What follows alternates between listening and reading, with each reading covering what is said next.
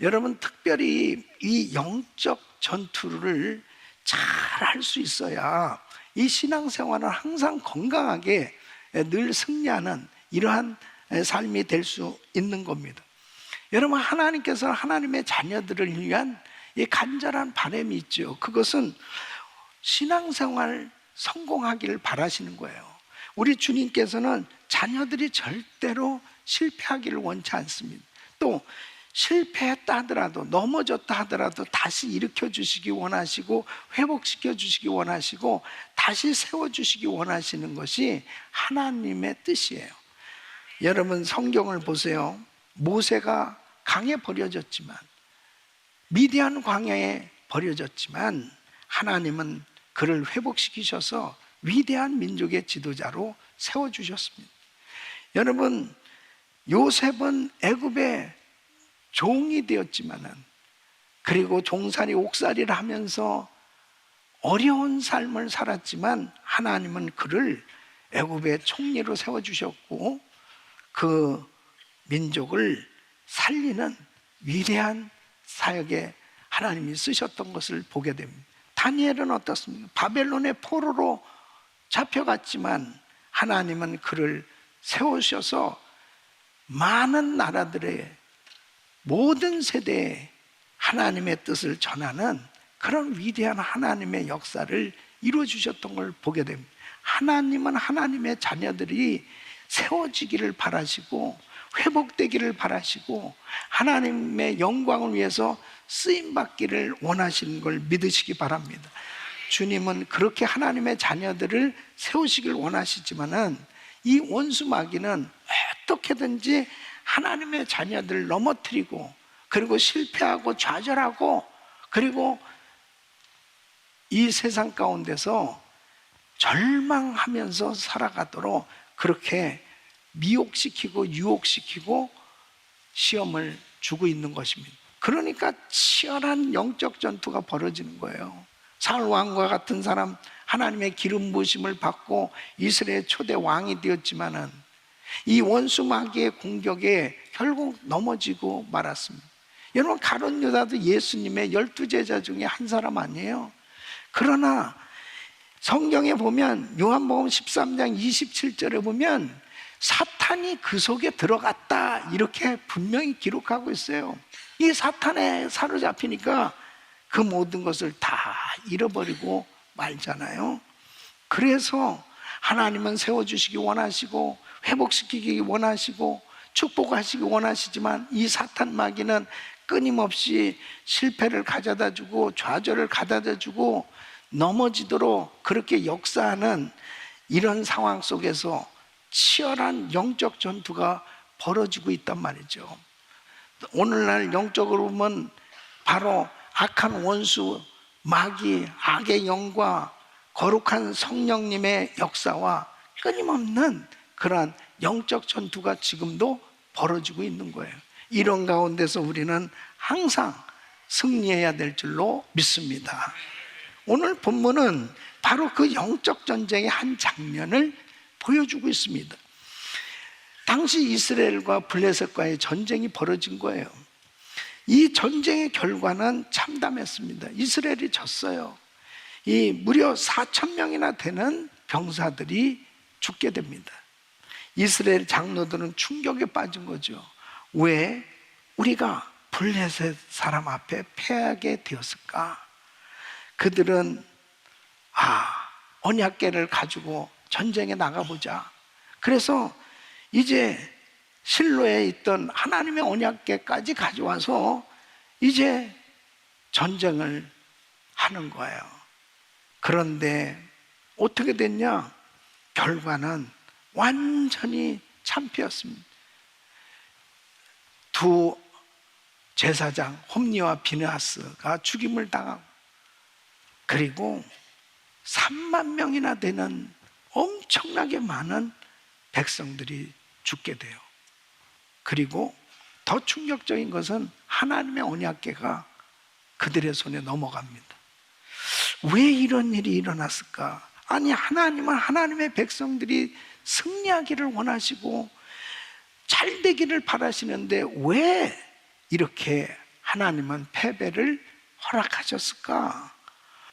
오늘 이 말씀을 듣는 가운데 하나님께서 영감을 주셔서 여러분이 답답해하고 힘들어하고 어려웠던 문제들이 다 풀어질 수 있기를 예수 이름으로 축원합니다.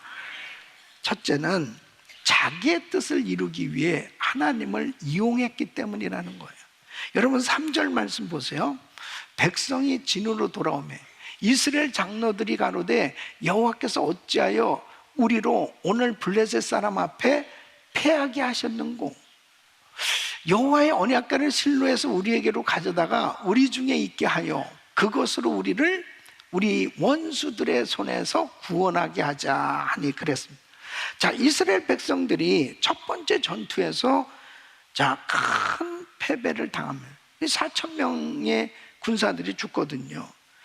그랬을 때 이제 이스라엘의 장로들이 하나님 앞에 아니 여호와께서 어찌하여 우리로 오늘 블레셋 사람 앞에 패하게 하셨는고? 그렇게 물어요.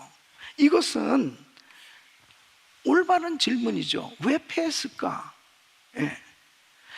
그런데 중요한 것이 뭐냐면 그 패한 것에 대해서는 알기를 원하는데 왜 패했는지 하나님 앞에서 자신을 돌아보기보다는 어떻게 하면 다음 전투에서 승리할 수 있을까?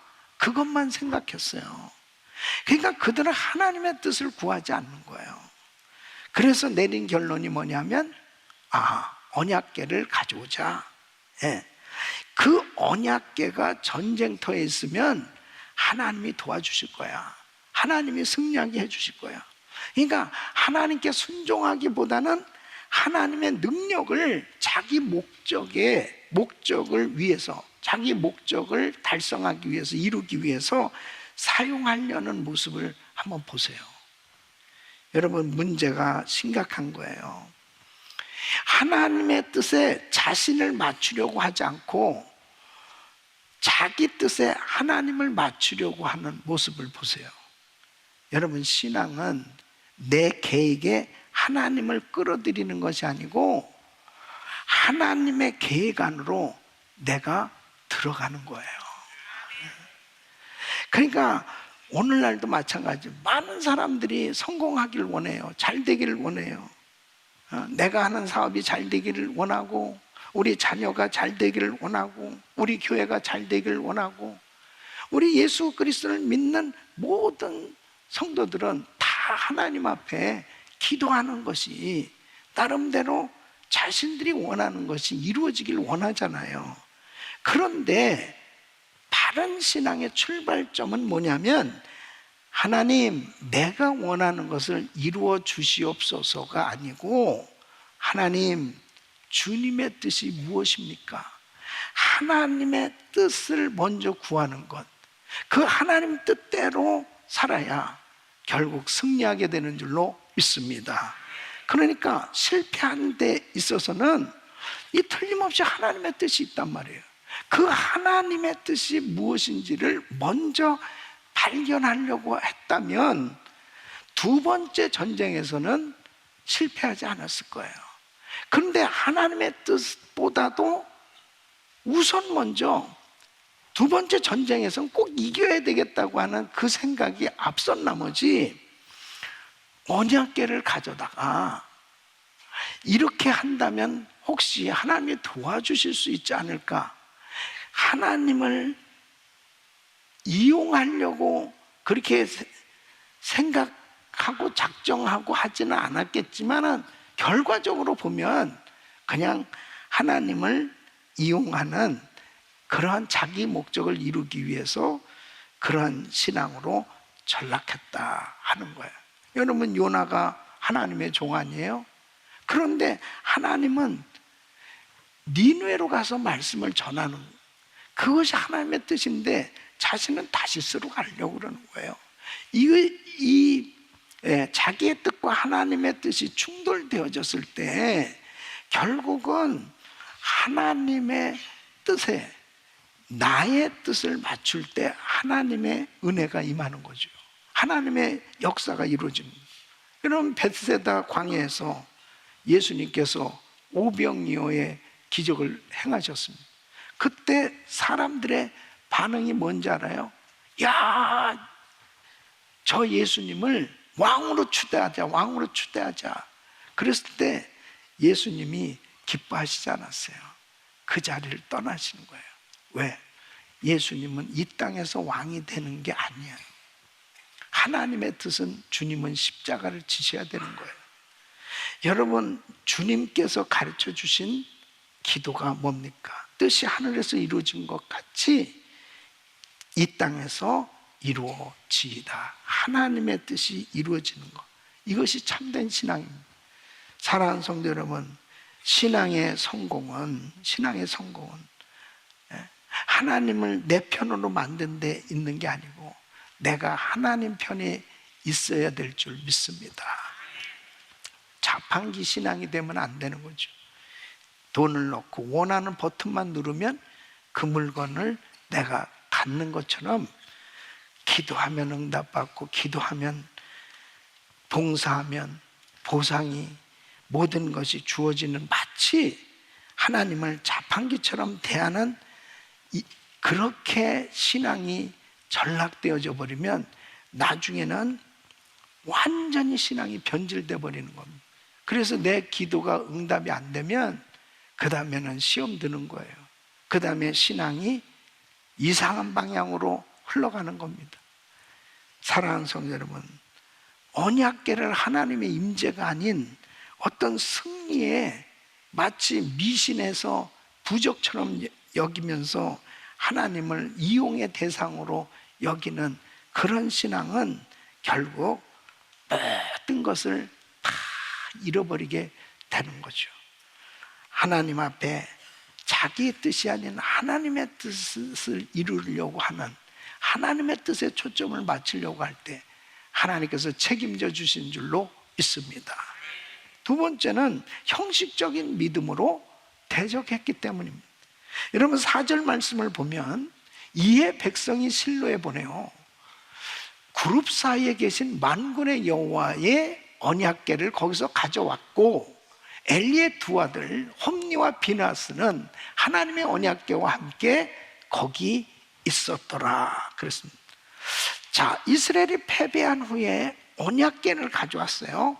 자, 이 언약궤는 이 법궤잖아요. 하나님의 임재를 상징하고 이스라엘에 있어서 가장 거룩한 성물이 아니겠습니까? 그 언약궤, 자, 그러면 그 언약궤 자체의 능력이 있는 거예요? 아니면 그 언약궤를 통해서 그 하나님을 향한 그 믿음의 능력이 있는 거예요? 이 이스라엘 백성들은 겉으로 이 언약궤를 앞세우면 마치 하나님을 앞세우고 나간다고 생각하는 거예요. 자, 홈니와 비느하스 제사장들입니다. 이 홈니와 비느하스가 거룩한 예복을 입고 그 다음에 법궤 옆에 서 있는 거예요. 그럼 모든 종교적 형식은 다 갖춘 겁니다. 법궤를 앞세우고 그 다음에 제사장이 거룩한 예복을 입고 좌우에 있는 모습을 한번 상상해 보세요. 아, 그러면 주님께서 함께 하시고 책임져 주실 것 같은 그런 확신을 이들은 가지고 있는 거죠. 그런데 지금 법궤 옆에 서 있는 이 엘리 제사장의 두 아들 홈니와 비느하스가 어떤 신앙을 가진 사람인가 한번 보세요. 여러분, 사무엘상 2장 12절에 보면 엘리의 아들들은 불량자라 여호와를 알지 아니하더라. 불량자래, 불량자. 여호와를 알지 아니하더라. 하나님 모르는 사람이에요. 그러니까 직분이 있었지만 믿음은 없었어요. 거룩한 예복을 입은 거룩한 모양은 있었는데 능력이 없는 거예요. 그래서 디모데후서 3장 5절에 보면 경건의 모양은 있으나 경건의 능력은 부인하는 자니, 이 같은 자들에게서 내가 돌아서라 그랬습니다. 여러분, 예수님께서 병자를 고치실 때 그냥 무조건 다 고쳐주신 게 아니에요. 그들에게 믿음이 있는 것을 보시고 내 믿음대로 될지어다, 믿음대로 될지어다. 주님은 그들의 믿음을 보시고 고쳐주셨어요. 주님은 직분을 보시고 고쳐주신 게 아니에요. 믿음을 보시고 고쳐주셨어요. 그래서 사도행전 19장에 보면 이스기야의 7 아들들, 이스기야 7 아들들도 제사장 아들들이 였어요. 그런데 보니까는 바울이 귀신 들린 사람 막 쫓아낸단 말이에요. 그거 너무 신기한 거예요. 그러니까 가만히 보니까 예수의 이름으로 귀신을 쫓아낸. 근데 장난하는 거죠. 믿음이 전혀 없는 친구들이. 그러니까 사도행전 19장 15절에 마귀가 귀신 들린 사람 쫓아냈는데 마귀가 이렇게 대답하여 가로되 예수도 내가 알고 바울도 내가 알거냐 너희는 누구냐 그러면서 귀신 쫓는 이스기야의 7 아들한테 달려들어가지고 나중에 뻘거벗고 다 도망갈 정도로 그렇게 혼비백산은, 오히려 귀신 쫓으려다 귀신에게 쫓겨나. 여러분, 이름만으로는 안 되는 거예요. 직분만으로는 안 되는 거예요. 그러므로 우리 자신을 항상 점검해야 되는 거예요. 나는 믿음으로 예배하고 있나? 나는 정말 하나님 앞에 제대로 믿음으로 그 하나님을 만나기 위해서 예배하고 있는지, 아니면 습관적으로 의무적으로 직분자이기 때문에 할 수 없이 그렇게 예배하고 있지는 않은지 우리들 자신을 점검해 보고, 신앙의 승리는 형식에 있는 것이 아니고 하나님을 향한 진실한 믿음에 있다는 사실을 안다면 우리 주님 앞에 더욱더 진실한 믿음으로 드려져야 될 줄로 믿습니다. 세 번째는 하나님 앞에 회개하지 않고 큰 소리 쳤기 때문이에요. 5절에 보면 여호와의 언약궤가 진에 들어올 때에 온 이스라엘이 큰 소리로 외침에 땅이 울린지라 그랬습니다. 언약궤가 진영으로 들어오니까 그 언약궤를 보자마자 이스라엘 백성들이 흥분하는 거예요. 와, 이제 승리했다, 이제 승리했다, 이제 전쟁은 끝났다 외치면서 얼마나 이스라엘 백성들이 함성을 크게 질렀는지 블레셋 사람들에게까지 그 소리가 들렸는데 블레셋 사람들이 오히려 그 소리를 듣고 두려워할 정도로 소리가 큰 거예요. 그런데 결과는 어때요? 처참하게 패배했어요. 왜 그래요? 왜 그렇게 법궤도 앞세우고 그리고 그들이 하나 돼서 함성을 외치면서 나갔는데 오히려 더 많은 사람이 죽게 되었냐 말이에요. 왜 이렇게 패배했습니까? 그들은 회개하지 않냐고 그냥 언약궤만 앞세운 거예요. 사랑하는 성도 여러분, 우리는 오늘 이 말씀을 통해서 정말 제대로 깨달아야 될 부분이 있는데요, 첫 번째 전투에서 패배했을 때 그들이 하나님 앞에 엎드렸어야 돼요. 하나님 무슨 뜻입니까? 마치 지금 여호수아가 아이성 전투에서 패배했을 때, 그때 엎드려 있을 때 하나님이 깨닫게 하시잖아요. 아간의 죄를 깨닫게 해주셨습니다. 그 아간의 죄를 해결하니까 아이성 전투에 승리하잖아요. 그런데 이들은 회개하지 않아요. 회개하지 않고 어떻게 했습니까? 그냥 전쟁에서 이기려고만 하는 거예요. 이기려고만 하는 거예요. 그래서 소리를 질러댔는데 하나님께서 그것을 기뻐 받으실 수가 없어요. 시편 66편 18절에 보면 내가 내 마음에 죄악을 품으면 주께서 듣지 아니하시나. 그러니까 그 회개하지 않은 가운데 계속해서 하나님 앞에 일만 하게 해달라고 그러니까 하나님께서 너무 안타까워하시는 거예요. 사랑하는 성도 여러분, 우리는 하나님 앞에서의 회개가 되어지면 하나님께서 반드시 책임져 주신 줄 믿습니다. 그래서 이사야서 59장 2절에 보면 오직 너희 죄악이 너희와 너희 하나님 사이를 내었고 너희 죄가 그 얼굴을 가리어서 너희를 듣지 않으시게 함이니 그랬습니다. 이 죄를 치워버려야 하나님께서 역사하실 수 있다는 말씀 아니겠어요?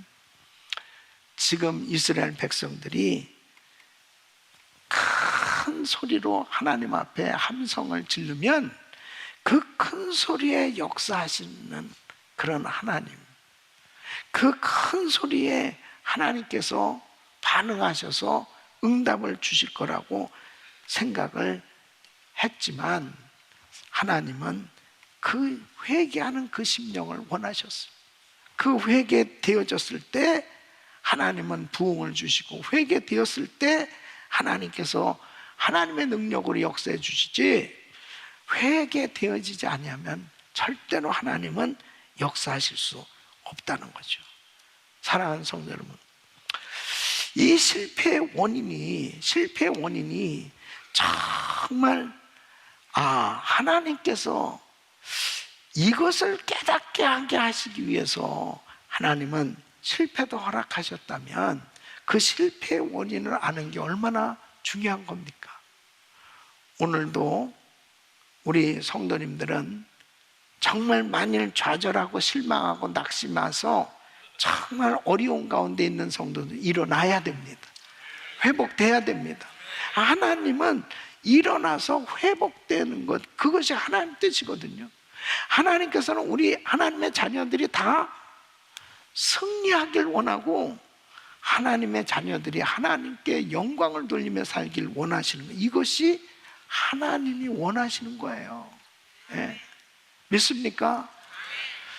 그래서 우리는 이 실패의 원인을 바로 이해하고 그것을 바로 깨닫게 되어지면 하나님께서 회복의 길을 쫙 여시고 모든 것을 하나님께서 이기게 하시고 그리고 일어나게 하시고 하나님께서 세워주시는 줄로 믿습니다. 저는 오늘 이 말씀을 통해서 정말 우리 성도님들이 항상 다시 일어나서 항상 회복되어 하나님 앞에 영광을 돌리는 그런 하나님께 쓰임받는 삶이 되기를 바라는데, 오늘 이 말씀을 듣는 가운데 오늘 이 말씀을 여러분의 것으로 받으셔서 정말 어떤 상황 가운데서 다시 일어나서 승리할 수 있기를 예수 이름으로 축원합니다. 첫째는 하나님의 뜻을 분별하고 뜻에 순종해야 된다 하는 것입니다. 자, 로마서 12장 2절 시작. 너희는 이 세대를 본받지 말고 오직 마음을 새롭게 함으로 변화를 받아 하나님의 선하시고 기뻐하시고 온전하신 뜻이 무엇인지 분별하도록 하라. 여러분, 이스라엘의 실패는 하나님의 뜻을 구하지 않고 자기의 뜻을 앞세우다가 실패했어요. 그러면 신앙은 내 뜻에 하나님을 맞추는 것이 아니고 하나님 뜻에 나를 맞추는 거란 말이에요. 그러니까 우리는 하나님 뜻 안에 있으면 가장 안전한 줄로 믿습니다. 사도행전 16장에도 보면 바울이 아시아에 가서 선교하고 싶었어요. 그러니까 하나님 막으시는 거예요. 다 계획하고 다 작정하고 다 준비했는데 하나님 자꾸 막으십니다. 근데 기도하니까 마게도니아 사람의 환상 가운데 난 와서 우리를 도우라는, 유럽 선교구나. 여러분, 선교도 자기가 원하는 걸 원하는 대로 자기 뜻이 이루어지려고 자기 생각대로 이렇게 선교하면 안 돼요. 성령님이 지금 어떻게 인도하시기를 원하시나, 그 주님의 뜻에 맞추는 것이, 그것이 만일 나에게 지금 너무 힘들고 어려운 돌아가는 길처럼 보여지고 좁은 길처럼 보여지고 너무 위험한 것처럼 보여져도 하나님의 뜻이라면 그게 축복이에요. 믿습니까? 어떤 내 인생에 결정할 일도, 나의 삶 가운데 정말 선택해야 될 일들이 얼마나 많아요. 그럴 때 성경 말씀대로, 아니 이 말씀이 제대로 이해가 안 되면 멘토 목사님의 말씀도 들어보고, 그리고 또 하나님 앞에 더 기도하면서 성령님이 주시는 감동 가운데 하나님의 뜻에 나의 뜻을 맞추기만 하면 반드시 승리하게 될 줄로 믿습니다. 두 번째는 철저히 회개해야 됩니다. 철저히 회개해야 됩니다. 이스라엘은 이 패배의 원인은 찾으려고 했지만 하나님 앞에 회개하지는 않았어요. 여러분 성경을 보세요. 회개 없는 열심은 회복이 없습니다. 사울도 열심 냈죠. 그런데 회개가 없어요. 가룟 유다 열심 냈죠. 회개가 없어요. 결국 그들의 삶은 비극으로 끝났어요. 다윗은 큰 범죄를 한 사람이었지만 회개했어요. 통곡하고 회개했어요. 시편 51편 보면 눈물로 침상을 띠면서 회개하는데 10절에 보면 하나님이여 내 속에 정한 마음을 창조하시고 내 안에 정직한 영을 새롭게 하소서. 회개하는 자를 하나님 용서하시고 회개한 자를 세워주시는 줄로 믿습니다.